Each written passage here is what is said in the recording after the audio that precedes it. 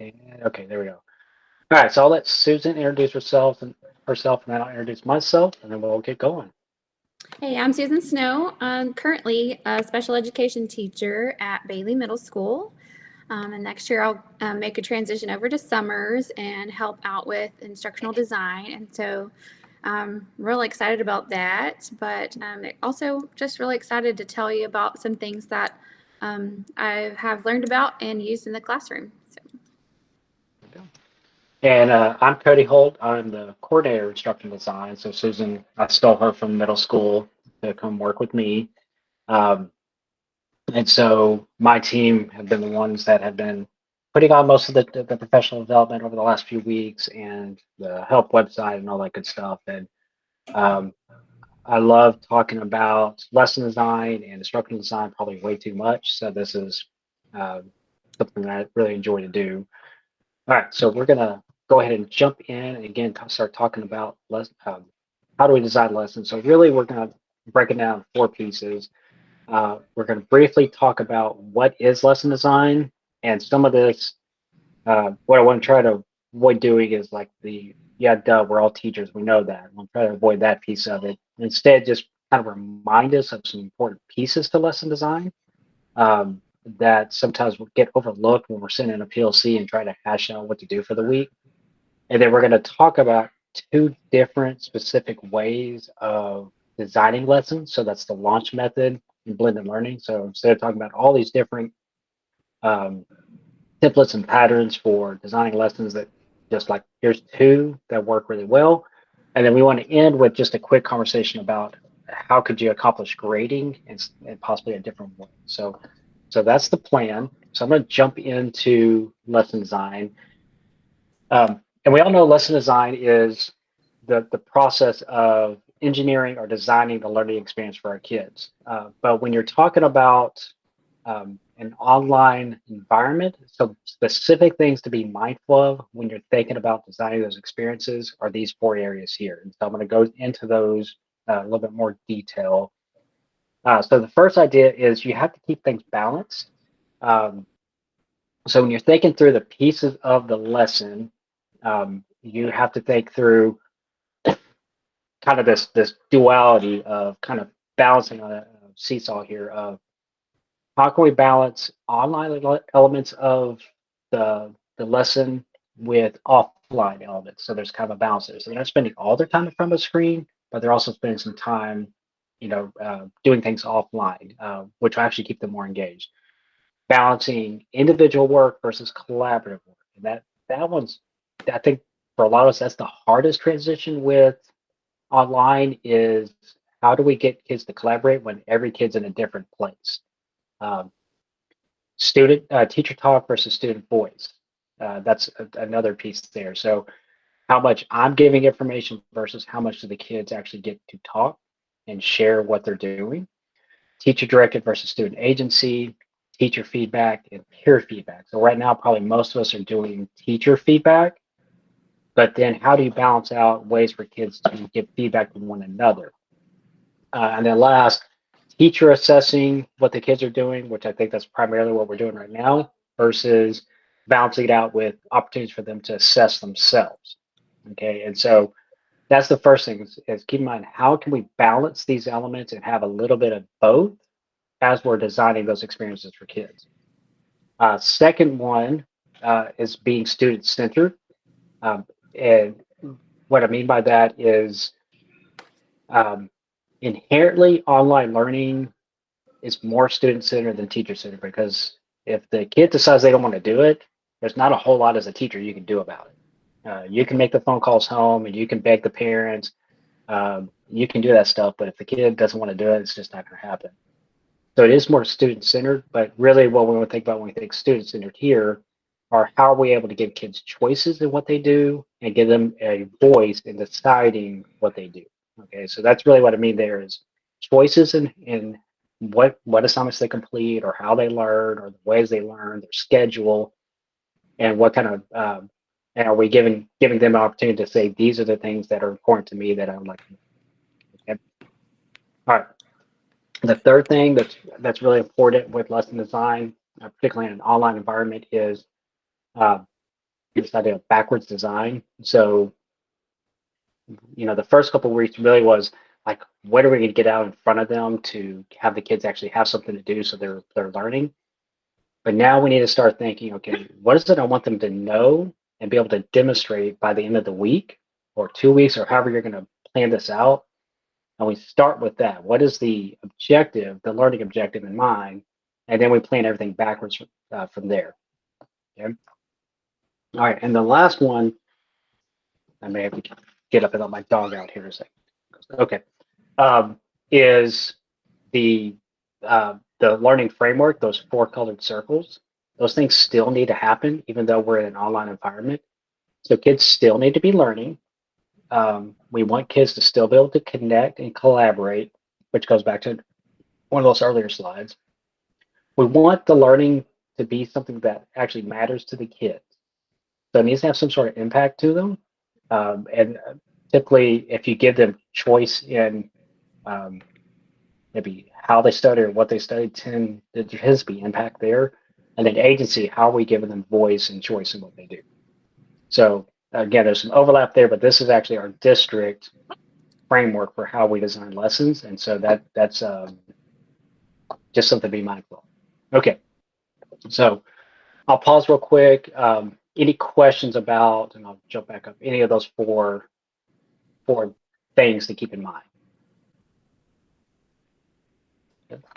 Okay. All right, then I'm going to jump in, or not jump in, I'm going to turn it over to Susan and let Susan talk about launch design.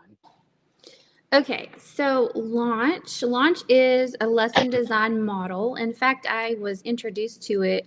I don't know, some of you may remember our book tasting that we had, I guess it's been about 3 or 4 years ago, where we were invited to the high school and it was a part of our professional growth where we got to kind of shop around and look for things that we might be interested in. And so at that time, there was a lot of talk and we were kind of getting into like the Genius Hour and um, like STEM labs or makerspace type things. And so I was drawn to trying to figure out a little bit more about that and specifically how in the world do I make that happen in a regular classroom. But I was drawn to a book called Launch, and I actually wanted to show you like the little synopsis on the back, and that right there is specifically like in the yellow. Those are the things that drew me to this specific book because I guess honestly I was thinking I can find a good book to read, but is there really something that I can put into practice like immediately or even next school year? And so when I read the back, some things that jumped out to me were that school can be busy, materials can be scarce, and the creative process can be confusing. Curriculum requirements can feel limiting, and those challenges too often bully creativity, pushing it to the side as an enrichment activity or something extra that gets squeezed in. And those things just, I related to those immediately because I always want to be creative. I want kids to be able to create things in class, but when the reality sets in, it's like, do I really have time for 30 minutes or of a 45-minute class period or 45 minutes of an hour class period in the elementary school? Do I really, excuse me, do I really have that time to let kids just do something that seems like it's not related? And so that jumped out to me. And then the part that's highlighted in the blue where it says it provides, or this process provides a process that can be incorporated into every class at every grade level, even if you don't consider yourself a creative teacher. That spoke to me directly too, because I might be creative, but I don't know if I consider myself creative. And then every class, every grade, because I think sometimes you think about the design process and you're trying to solve a problem and then make creation to directly help with that problem. I think maybe that's more secondary, or maybe that's not for my classroom. Maybe it's for a different type of classroom. So it spoke to me that it could be done in every class and every grade.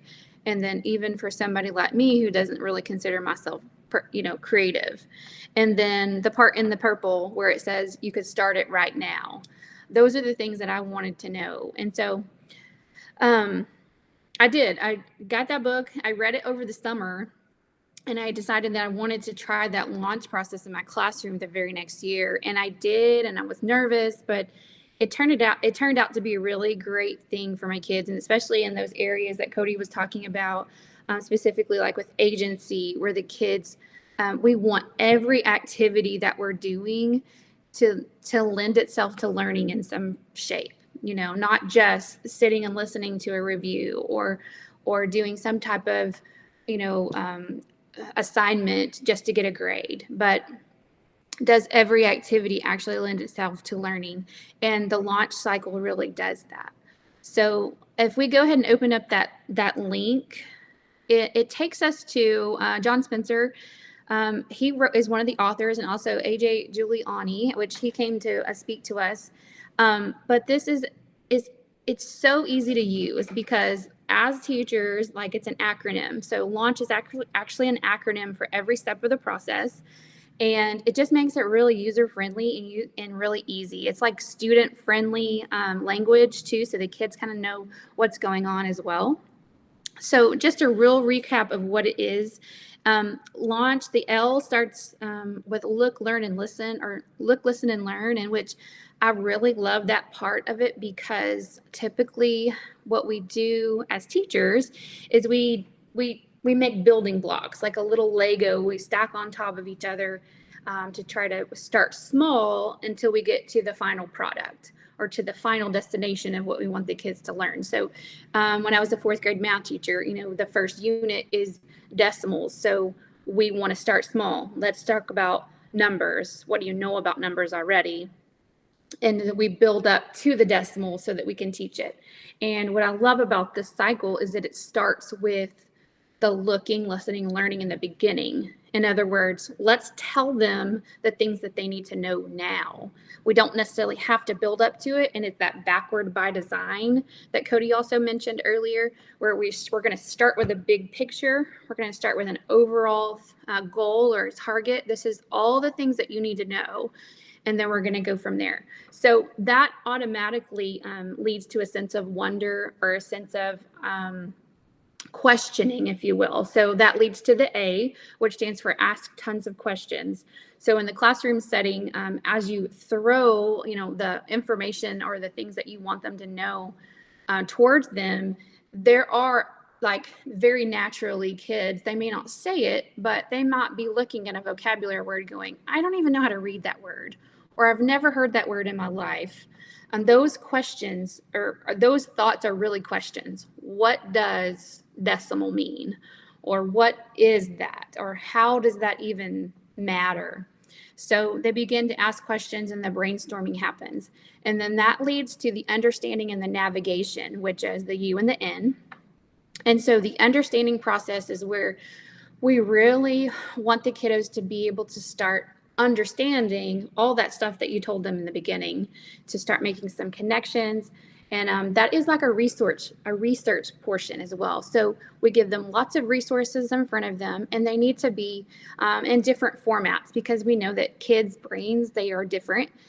Some kids could look at an image and just look at the image online and go, oh, I get that. Not every kid can do that. Another kid might be, I just like to read. I love to read. I'm great at it. I feel confident when I can read something and they can comprehend. So reading a text, or reading some type of literature or a website might be something that they prefer. Songs, like those silly, goofy parodies that you can find on YouTube. Some kids can listen to that, and especially if it's, some type of rap parody or some song that they know, it gets in because they're musically inclined, and they go, oh, that makes sense because it's rhyming, and they just make connection there. And then, other kids might need a demonstration from an expert, whether it be an expert online, whether it be you yourself doing the demonstration or the explanation. But the understand and the navigate process kind of go hand in hand, where you're giving materials, you're putting out resources, and like Cody was talking earlier, they get to choose what resources that you might present all of them, but they may not necessarily have to go into the song parody. They may think that that's just ridiculous and it's a waste of time, and they don't like it or enjoy it, but they get to choose those resources that really help them. And then the navigating process where navigation is basically going from point A to point B, from going here to there. So as the facilitator or the teacher, you're going to help kids navigate through all that information that they're getting, because it's like this big wide world of information, and so you help navigate them through.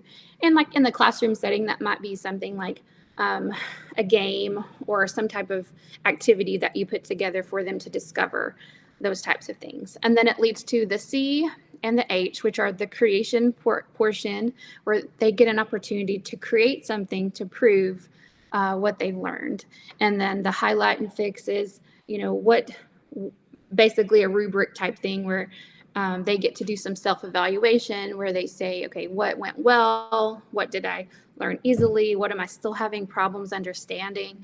And then it leads back to the whole launching system where whatever they created, they can now go present to a friend, they can present it to their class, or on a bigger scale, they can put it on the web and present it to the world, whatever is appropriate.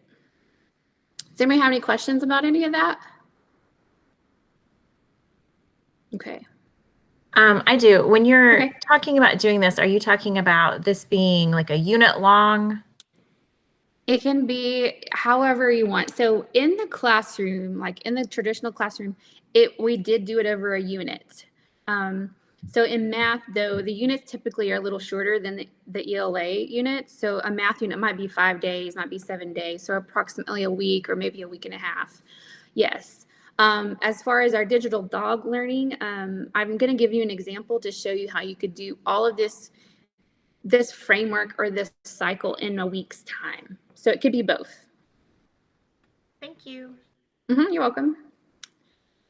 Okay, so on to that example, I created a hyperdoc.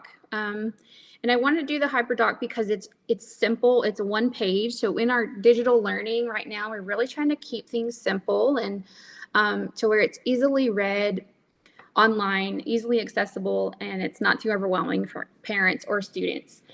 So this hyperdoc is one page, and it has all of those elements from the launch cycle in it. And this would be like a week's assignment in Digital Dogs. So I just chose mathematics and percentages. So as far as like looking and learning, that would be the target section of this little hyperdoc, where it says where this target is, because I understand how percentages work, I can calculate the savings applied to my purchase using a 35% off coupon. So that automatically, they are presented with what they need to learn or what they need to listen and discover. And then there's a thinking portion, which kind of goes with the asking questions. So as soon as a student is going to read that target, there's probably some questions going on in their minds. We're like, percentages, I don't know what that is. I don't really even know how it works in the real world, even though I know that there is a coupon that my mom's talked about, but I may not really truly know how coupons work. And then that becomes the think portion. It says, what are you wondering about right now? Click here to brainstorm and make connections in Padlet. So here's where in the classroom, they would be brainstorming and talking about questions amongst themselves. And this goes with the collaboration piece that we can do when they're not able to be face-to-face in the classroom. So this first little column, so this Padlet that I did a column form. So the first column that they're going to see is brainstorming. So what are you wondering? So all the questions are they might only have one question. Then they can add to the Padlet what they're thinking about or what they're wondering. So I put an example there too for the kids. So as soon as I saw the target, I'm thinking, oh, what is a percentage? And so I kind of added my little fun flair to it and added that cute little, whatever that little thing's called. And I just think that little girl's so cute. So she's like, what? So it gives them a little bit of creativity right there from the get-go with their brainstorming part or their question asking. And then the second column is the connection. So while, they might be making some connections like, this makes me think about shopping. And so I added my little sticky that says, I love going shopping, because as soon as I heard percentages and 35% off coupon, I immediately made a connection. and it made me think about going shopping. So this type of thing and putting the example here also encourages kids and gives them something to realize that these aren't right or wrong answers. There's nothing right or wrong here. It's really, what are you thinking? What are you wondering about? And then what did it make you think about when you read the target? Can we go back to the doc? Okay. So the research portion, which is the understanding and the understanding section, that's really where I think the meat of the lesson is, because it does give them some choice. So it just says, discover what percentages are. Here are some options that you can use. Click to discover. And I really wanted to make sure in this doc that I put, here are some options, because I don't want them to feel like they have to look at every single video that might be on or every single thing. That they can use those options, but they can get used to looking at those things. So I tried to make sure that I had an image for my very visual learners, very simple image. I tried to make sure that there was a text or a literature that they could read. There's a demonstration video, and then there's a goofy song. So those are just some things that they would use to research through. And then that navigation piece is where I'm really, as the facilitator, I'm really trying to take them from that resource and push them towards the direction that I really need them to go with this content. So I provided a game. So their navigation piece would be figure out percentages of numbers by playing a game. Now, what's really awesome about this is that self-discovery, which is so student-centered. It's not necessarily me telling you, okay, this is what a percentage is, this is how it looks, and this is how we're going to solve these problems. I've put some information in front of them, let them have some choice, and now they get to just play a game to see if they can figure out how to do it. It's very open-ended, but it does lead to that agency. So they can play a game, and then after they play the game, it's their turn. So it says you have a coupon to save 35% off on a new pair of shoes. How much do you get to take off of the price, and what is the cost of the shoes after the coupon? And then it says click here to shop. So Cody, if you want to click on where it says click here, I just linked rackroomshoes.com to this HyperDoc so they can go there, and then they get to pick a pair of shoes. And then that's where they need to see if they can figure out if you bought this pair of shoes and you had a 35% off coupon, how much are you going to save? And then what's the new cost of the shoe after that savings?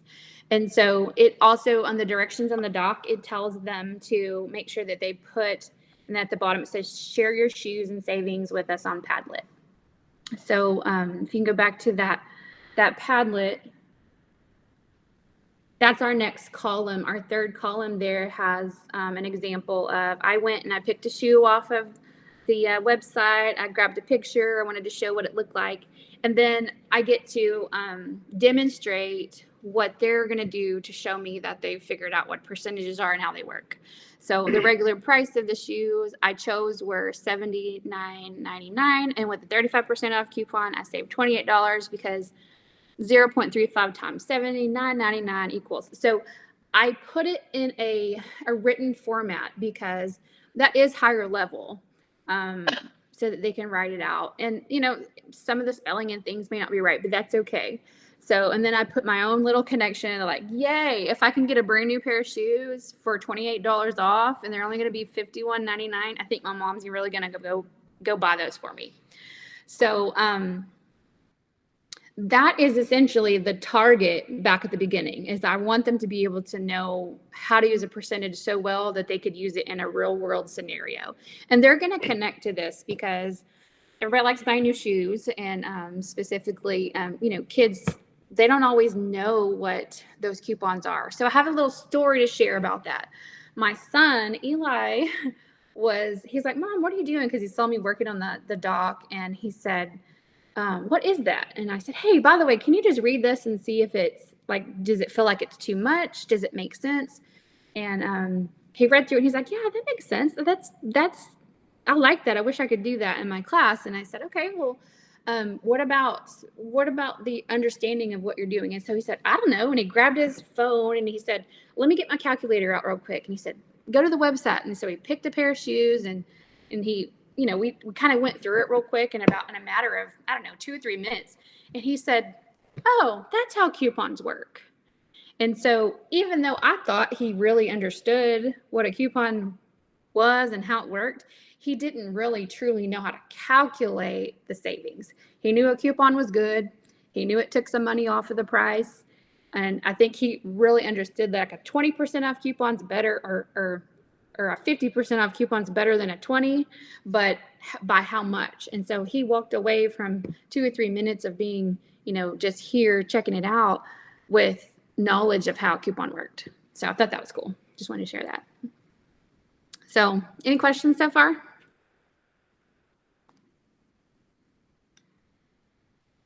All right.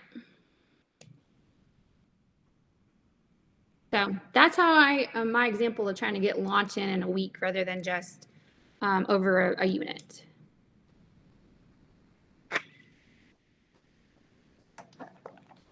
All right. So one of the things I really like about launch that launch cycle is it is so real world and it gets kids engaged just kind of by default because it's like, like Eli was talking about, it's, man, Mom, I could really get those shoes for that price. And that has a direct connection that so often when we just give word problems that have zero connection to the actual kid and they're like, well, this doesn't matter to me. It's all about just finding the answer and not really understanding the why behind it. So I really like that process. So another one we're going to show you is blended learning, which this, I'm actually going to jump forward. Okay, let's try that again. Oh, I need to refresh the page. Sorry, I added a slide while Susan was talking. Give me 1 second.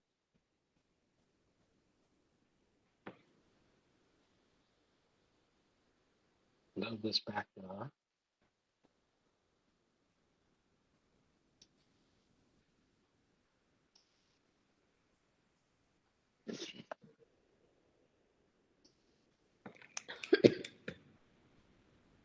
Okay, so blended learning is the idea, like traditionally blended learning is a combination of online self-paced, student-centered with traditional in the classroom activities, lecture, those type of things. So our typical like learning, like lesson plan, like framework of the the do now, I do, we do, you do, exit ticket, that style, that's still the mindset of a blended learning lesson. So you still design it that way. What is different is you don't typically do exit tickets or do nows with an online learning. So as I'm talking blended learning, that's kind of what I'm talking about. But I'm going to show you 2 examples. One is actually it's a 2-week project. So I'm going to go ahead and open this up and bring this in. So this one, I looked at 9th grade English, and I went to the IFD or the YAG for 9th grade English and saw that they were doing a research project right now. That was, or at least what they were supposed to be doing. So I went in and created a lesson for that. And again, it's designed for 9th grade English, but you could go and simplify it down and make the requirements less rigorous and break it down to whatever grade level you need.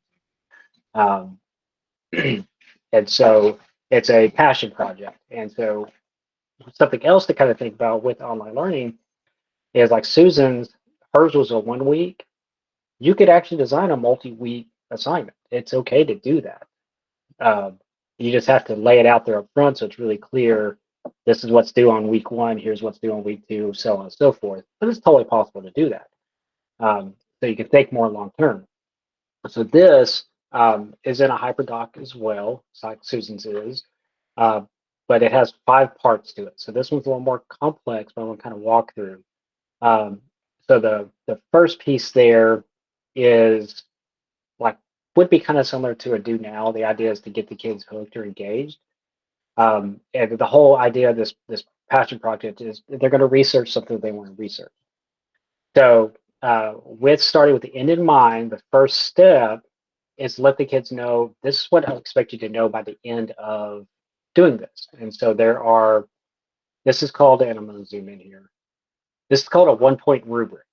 So 1-point rubrics don't have a, you know, below average, met expectations, exceeding expectations, or 1 to 5, or anything like that. It's either you did it or you didn't do it. And so that's why it says mastery. It's either a yes or no. So what I did is I took the main teaks for that unit, put them in student-friendly language. And then so a student can say, yes, I can gather information from different sources. Yes, I can do that, or no, I cannot. And if they say here, no, they have to give reasons why they can't do it. Or if they say yes, they say why they can do it. That makes sense. So that's what this is. And then teacher gives feedback on the no or the yes as well.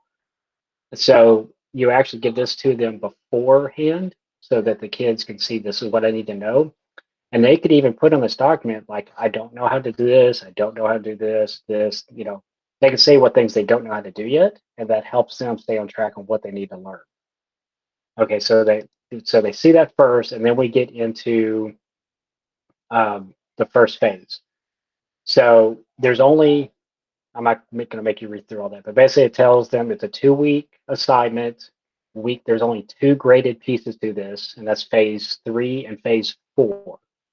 So phase 3 is due on the first week, and phase 4 is due at the end of the second week.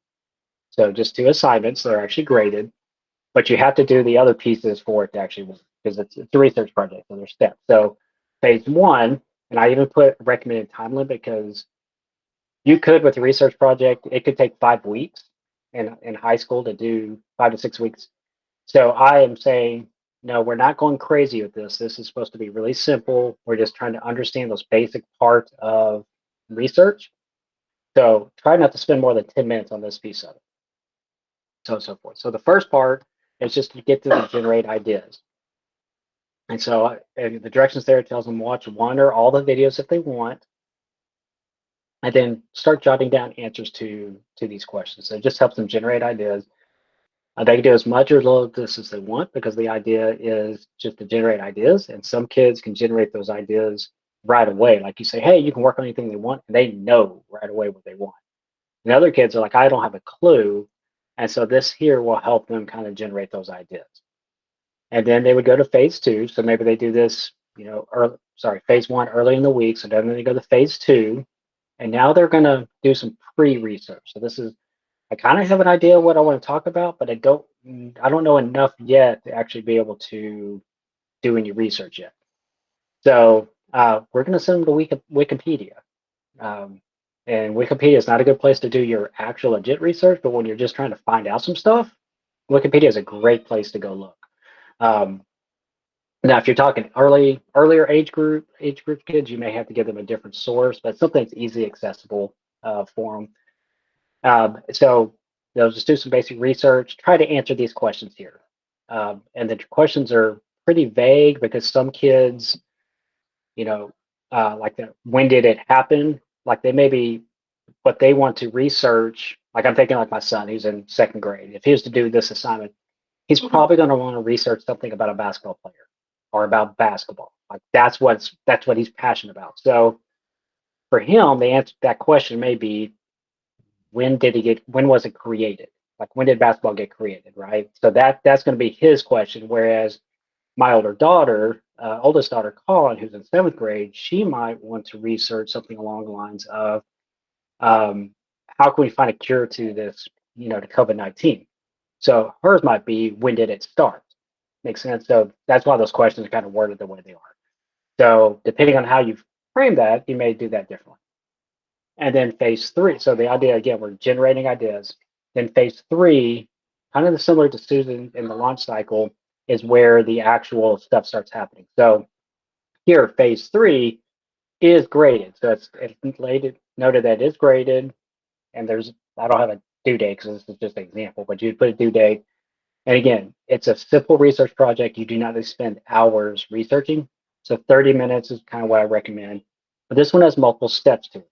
And so I'm trying to be very clear with the instructions because when online learning, the kids can't easily ask you questions, so you have to kind of spell things out. So it's going to be more wordy than what you might do in a traditional classroom setting. Um, so there's basically this, they're doing research. So first step is they can watch this video or this guide. So giving them choice, and they're going to put down their guiding question. What is it? What's the question they want to answer through research? And then step 2A is actually do some research. Step 2B is to document what they find. So you can see they have, here's a video that if they don't know how to do research, there's a video, how to do research is the actual title of that video. And now I'm giving them legit sources this time on, so TextQuest, Google Scholar, Library of Congress. But something also to keep in mind when you're doing online learning, if you're giving them a tool they haven't used before, you have to give them support as well. So I linked the help documents for both of those. Okay. Library of Congress is just a website, it's pretty straightforward. But those two, got questions, check there first. And then Google Docs, so again, everything's being done inside this one document. So this Google Doc just links out so if they can take notes. And then I want them to reflect. And so remember, there's a grade, right? So the grade is actually doing a flip grade. They're just going to tell me what is your question and what have you learned about that question so far. Really straightforward and simple. And then they're going to go to Google Classroom and mark turn in, okay, for week 1. Okay, so when they mark turned in, that lets me know they finished step 3 or phase 3. I can go give them feedback and a grade now, and then to return it back to them, and they can continue on. Yeah, is that making sense? Yep. Okay, and again, I linked the rubric so they can go back and make sure. Again, they can go back and say, "Oh, okay, well, I now know how to do this. This is what I learned." So on and so forth. Okay, that's all week 1, and then week 2 they do phase 4 and phase 5. So phase 4 is also graded. Okay, and a due date. And basically, phase 4 is all the second week. And this is where they actually need to show what they learned. So they're going to create now. And that's a really good way of showing and assessing kids' learning is to have them create something. So I'm going to recommend they spend an hour on it for the week. Again, I don't want them spending a ton of time because this is just basic kind of research skills. And so I tell them they can pick one of these activities. So I put several options for them and they can say what they want. So they can do a public service announcement with Adobe Spark. They can make a poster with Google Slides. They can do like an oral report, how-to demonstration of Screencastify.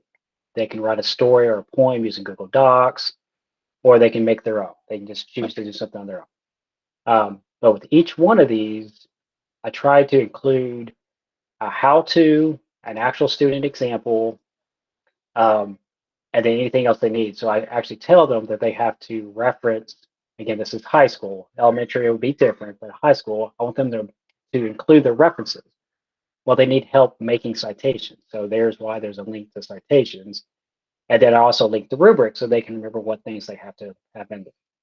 And then I give directions on how to turn it in. Okay, so it's like that with all 4 of or 5 of those options that they have there.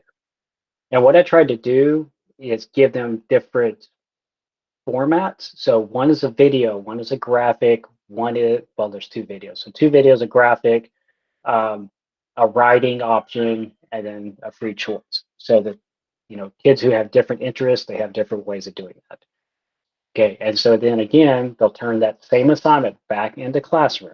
So they submitted it, I returned it, they're going to submit it again, get more feedback, this time with the actual assignment, and then I can turn it back to them.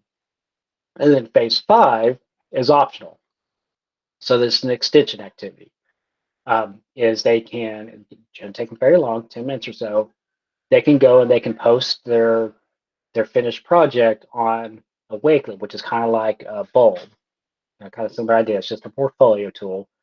They can post that as public and then they can share it with people in a safe way. So there's some extension on there for that. But it's not greatest if they stop at phase 4, they're fine. Okay, so any questions about that activity? Okay. All right. The next one um, is not fully fleshed out like that. But this example, I don't know why I keep doing that. I already have it open. There we go. Is a learning menu. And I know several of you are elementary teachers, so you've done some sort of learning menu before. So this is just a, typically with a learning menu, oh, that's too much. Okay. With the learning menu, typically you're doing something like a choice board or like, so it's like a tic-tac-toe or something like that. Uh, a learning menu is a little different in that it's choices, but it's sequential. So they are supposed to pick from a list of choices to do first, and then the second area do second, then third, then fourth, and so on. So this is very much the I do. So do first is the I do second is the we do third is the you do, and then the do if you want are extensions. Okay, so it actually fits with a lesson cycle, like traditional lesson cycle. But the idea here is to give them choice. So you're going to do some sort of direct teach that I do, but you give them some choices in how they want to do that. So you list the three choices here. And so one of them, and I give some examples here, one of them might be, and I don't know how well you can see that. Let me zoom in a little bit so you can see it. It could be a Google Meet where you actually teach the content to some of the kids. So maybe you're giving them a lesson on how, I'll use Susan's example, how to calculate percentage, for something. Like you could do a Google Meet, or you record yourself with a video, and so that's an option. You could put it in an Edpuzzle or pull a YouTube video off of Edpuzzle and put it in there, so they get a little bit of practice with the direct teach. It could just be Google Slides that you share. There's lots of different ways you can do that, but each kid may have a different way they want to do it. So some may want to hear it as a song. Some may want to actually watch you do it. They like it when they see your face and hear your voice. Others don't care. They just want to get the information as quickly as possible. Some want to read. So giving them a few options and controlling that and curating it and putting it there. And then second is now you're in the we do, so now you want them to practice. And so that's where you can put in a game for them to play, a tool like quizzes, some sort of offline activity is a good way to do that. And then you get into third, which is that now this is where you potentially grade them. So they do third. This is how they're going to show what they learned. So again, because the point of grading is about kids demonstrating what they've learned, and so you want to make sure that when you assign a grade, it's not just so that they get the grade, it's so that they can actually show you they learned something. So this is a way for a kid to show what they learned, and typically some sort of creative activity is going to give you more information than, especially in an online environment, than a multiple choice test. Because multiple choice test, it's just too easy for a kid to get answers from any place for those. So, so Adobe Spark, which allows them to create videos or flyers or do writing, is a good one. Screencastify, Flipgrid for reflection, some sort of offline activity. For example, my daughter is doing one. She's in fifth grade. She was doing one for science, and she had to create a her own fossil, and so she had to include elements of the vocabulary from their science unit in the making of their fossil. And so that's just an example. It was on paper. Actually, I'm sitting here right next to me. She tried to do clean. Yeah, but it's a nice offline activity. So giving them some options on how they can show what they've learned, and then if they get extensions, so you have some of those kids, they get past the first three things and they want more or whatever. So you can give them some extension activities, another activity or project, offline activity, game, extension game. So it might be Education Galaxy, for example, maybe get some practice there or whatever. You can, if they want to extend, let them extend. Okay. So that's a learning menu. I know y'all, especially at elementary, y'all are familiar with those. Secondary teachers aren't as much, but that's another way to structure those learning menus to give choice, but also give some structure to what they're doing there. Okay. All right. So I'll pause. Are any questions about blended learning? Okay, good. All right, so I'm going to turn it back over to Susan a little bit to talk about assessment ideas. Okay, so I know a lot of us right now have been taking grades from the Google form, and I've been in several PLCs. A lot of us use it because it's easy to make, it's easy to grade, and we can get that numerical value that we are looking for, so that we know what to put in the grade book for the kiddos. But I just wanted to kind of think outside of that a little bit, like what else can we do to assess kiddos learning right now during digital dogs, rather than just always doing the Google forms? Because a couple of reasons. I mean, the Google form it's just like a 1 out of 5 or a 5 out of 5 value, and it doesn't always help us know exactly. It gives them the grade, but it doesn't always help us know exactly what they've learned, in terms of, because there's usually different parts of a lesson. So just some ideas that we wanted to share with you was, the first one is like writing reflection.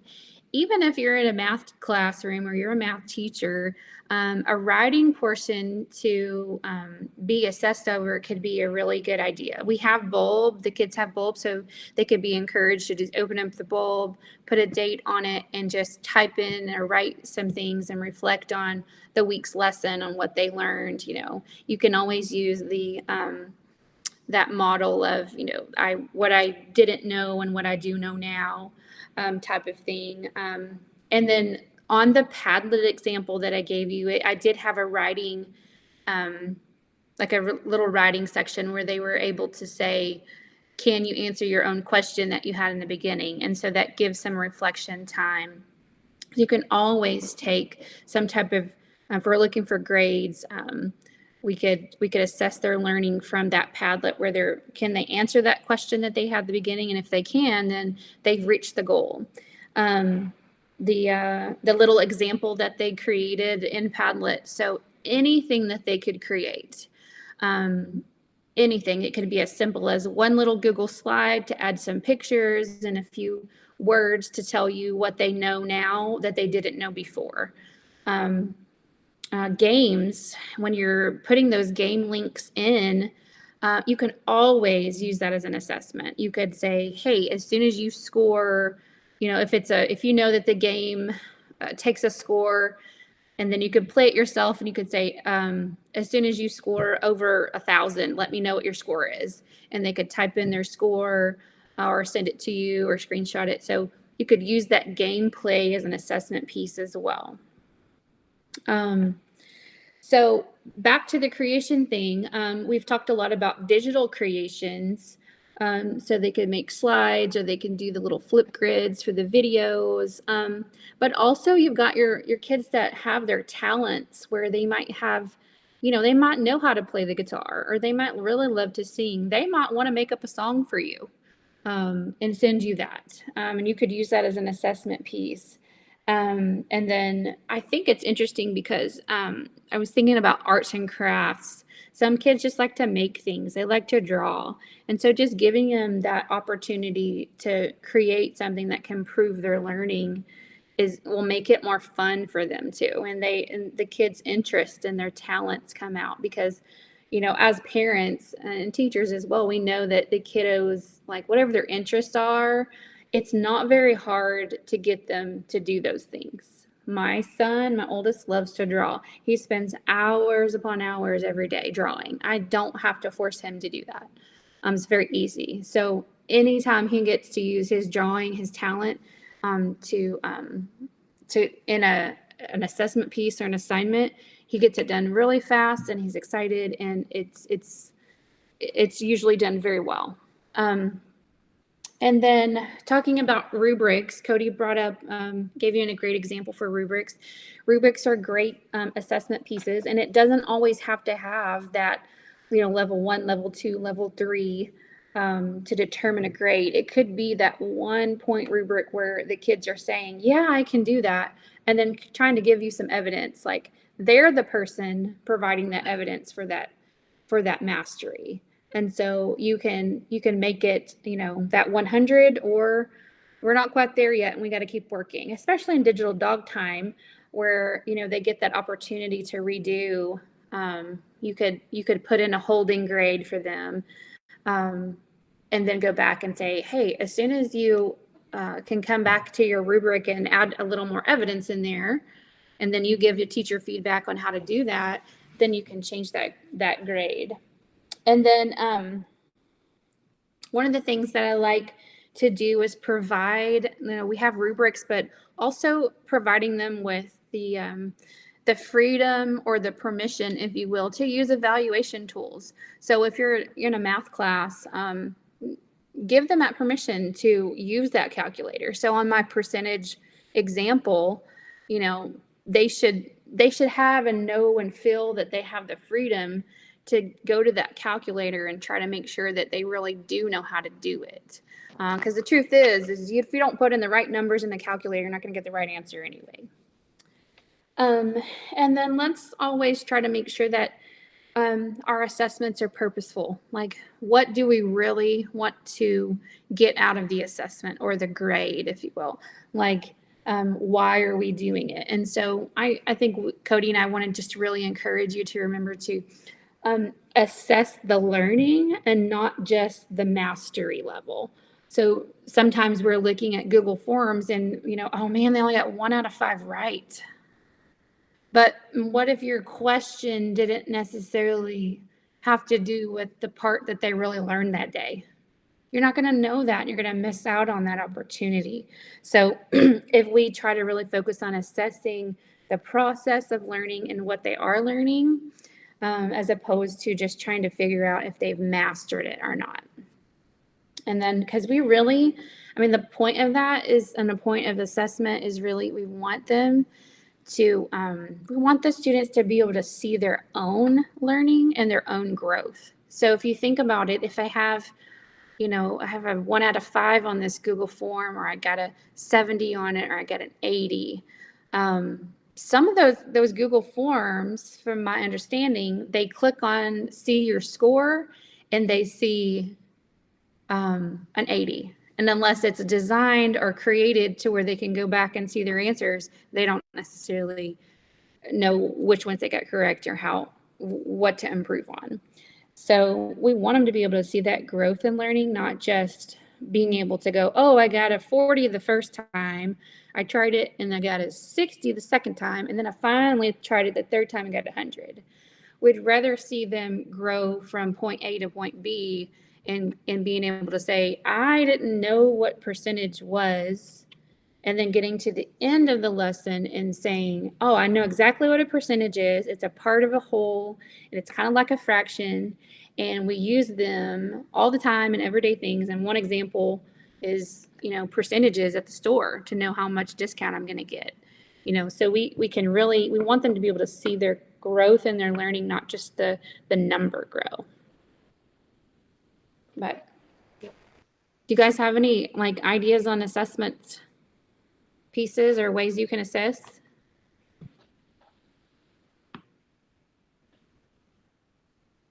All right. Well, I'm gonna stop presenting my window right now and we'll open it up. So any other questions, ideas, thoughts?